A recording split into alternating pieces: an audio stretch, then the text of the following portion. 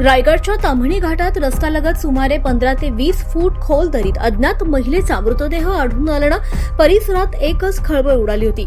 सुरुवातीला हा मृत्यू अपघाती आहे की घातपात असा प्रश्न उपस्थित झाला होता।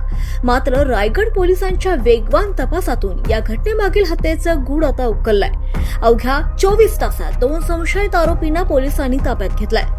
मिळालेल्या माहितीनुसार ताम्हिणी घाटातील दरीत महिलेचा मृतदेह असल्याची माहिती माणगाव पोलिसांना मिळाली। त्यानंतर पोलिसांनी तातडीनं घटनास्थळी धाव घेत शोध मोहीम सुरू केली।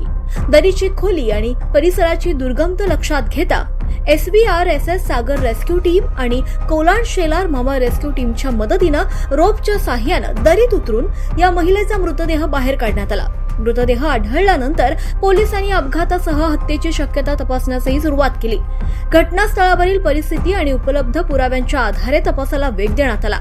पोलिसांच्या तपासातून हा सगळा प्रकार अपघात नसून महिलेची हत्या करून मृतदेह दरीत फेकण्यात आल्याचा संशय अधिक बळावला।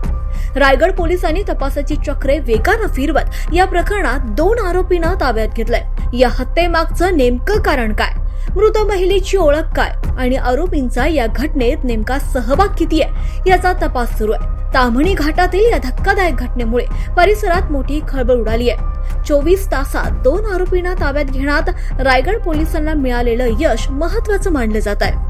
पुढील तपासातून या हत्येचं संपूर्ण सत्य आणि या घटनेमागील कारण स्पष्ट होणार आहे।